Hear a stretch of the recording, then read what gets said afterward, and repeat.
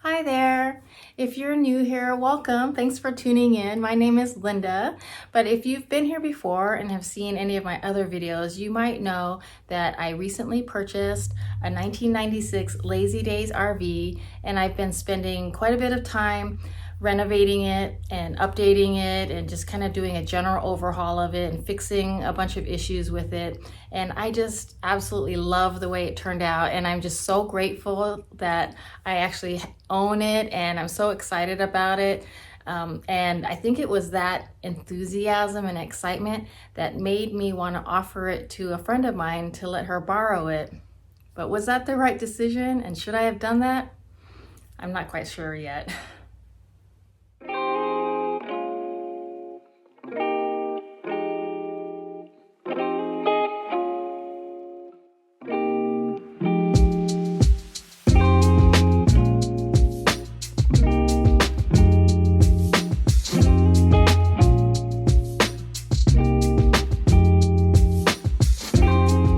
So I never get on social media hardly ever anymore, but I just happened to be on Facebook a few months ago, and I saw a post that one of my friends put up that where she was asking if there was anybody out there that had an RV that they would be willing to let her use. And there was just something in me, and I just felt compelled to offer it to her and let her use it. And so before I knew it, I was messaging her and just saying, hey, if you want to use Mr. Green, you're welcome to.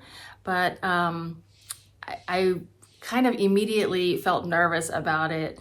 I mean, this is a person I've known for a really long time. I've known her since she was a teenager, and I've watched her grow up to be a very kind, courteous, smart, intelligent, successful, and responsible woman and mother. I consider her part of like my extended family, and we've gone on many camping trips over the years together. So I knew she was a pretty tough chick and outdoorsy and liked that kind of stuff. Plus, she owned an RV in the past as well. So I knew she was familiar with RVs in general, but I was still a little nervous about it, just because I do love my RV so much, and I would hate for anything to happen to it. I'm not sure why I didn't ask it a little sooner, but it wasn't until a week before she was going to leave that I asked, so where are you going with the RV? And she told me she's going to the Beyond Wonderland Festival at the Gorge. Now, if you don't know, the Gorge is a really beautiful concert venue in Eastern Washington. It's only about maybe 2 or 3 hours away from me, so it wasn't very far, but it has the most beautiful views of the Columbia River, and it's just such an amazing place to go for a concert. So when she told me that, I looked it up online, and it looked like a really fun event with like carnival rides and the concert and like group camping. So I was excited for her. She has gone in the past, but always stayed in like a tent, which is not very fun for, you know, a 2 or 3 day festival. So I was actually really excited for her to go and to take the RV.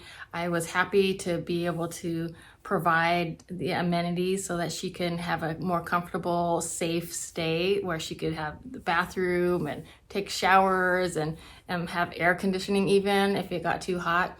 So I was actually really excited for her, but I was still a little nervous, and I tried to ease my mind with the nervousness and just tried to prepare the van as much as possible to eliminate as many like risky factors that might happen.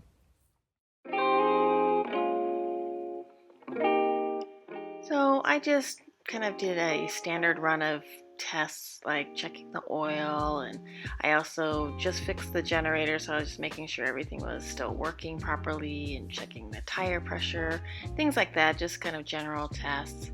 And then I made sure everything was filled up for her. I filled up the water tank, gave her a full tank of gas, and then made sure that there was propane in there for her, just so she was ready to go. And then I completely geeked out and made these like information sheets for each of the rooms, just how to do certain things in case she didn't know. And I even made a pre-driving checklist for her to reference as well. And yes, I'm a total nerd. Man, okay, so I tried my best to make sure the RV was, ready to go and there'd be no problems. And, the whole time I was thinking if anything bad would happen, it'd be something like, a tire blowing out or getting in an accident or maybe somebody breaking into the RV. But what I didn't think would happen would be any sort of engine problem, because the engine has been great. I've had no problems. I checked the oil. I checked a lot of other things, but one thing that I didn't check, that I didn't even think about checking, was the transmission fluid.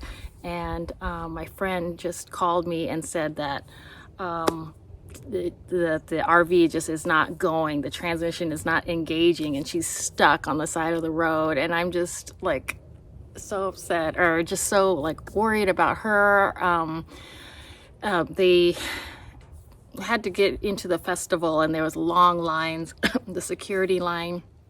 And so she said it was really hot over there, and they're waiting in line for a pretty long time. And so I think that it maybe overheated a little bit, and there's just not enough transmission fluid in there is what I'm thinking. I don't really know, but so we've called a tow truck to help with that, and I'm hoping that they can help maybe diagnose the problem and fix it. But now I'm just worried and kind of thinking about what's going to happen, and I feel bad. I feel bad that she's having to deal with all of that, and she feels bad for me. She keeps apologizing, and I'm like, it's not your fault. I feel like we just all feel bad about the whole situation, and it's just really nerve-wracking. I'm of course worried about what's happening with it. Is like the motor blown, or is there going to be like this really expensive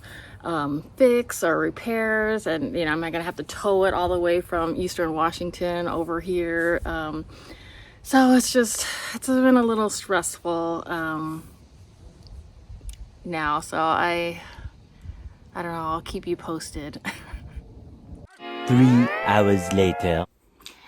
Hey there, it's been a few hours and it's pretty late, but she just let me know that she was able to get to the campsite. She was able to get some transmission fluid into the RV. Luckily, there were a lot of mechanics there at the festival, so there were people there that were able to help her out. So it was able to get the RV to drive enough to get to her campsite. Luckily, she was already pretty close to it. So I just told her, just try to relax and just get the camper set up. I mean, everything else works on the RV just fine. So I told her just set up camp and just leave it parked there for the next 2 days. Try to not worry about it and just enjoy the festival. So hopefully she's able to do that and not worry about it too much. And I hope it doesn't ruin her experience there. I talked to my insurance company, and I'm not sure if a lot of policies are like this, but mine allows for occasional drivers that are not on the policy. So worst case scenario, if we need to tow it all the way back to my house, it's totally covered. So I'm not really worried about it. I know one way or another we're gonna be able to get it fixed and get home. It's just been pretty stressful and not the best start for her weekend. But I know that we'll be able to figure it out. So I just told her, enjoy your time, enjoy the weekend, and we'll circle back on Monday and see how it goes. So I'll let you guys know what happens next. Well, hello. Well, it is Monday morning, and I was kind of giving her a little bit of time to get up and kind of get ready, and I texted her to see how things were going and what her plan was. I even offered to drive over there to the gorge. It's only a couple hours, and see if I could help. But she was already on her way home when I texted her, and so she said that everything was running great. The van was doing well, and she was on her way back home. So she should be here in a couple hours. So I'm just happy to know that she's driving, and I've been tracking it on my app, and you know, she said she's stopping at every rest stop just to kind of make sure all the levels are good and things are going well. But it looks like things are going good, and so she should be here in a couple hours, so I'm excited to get it back.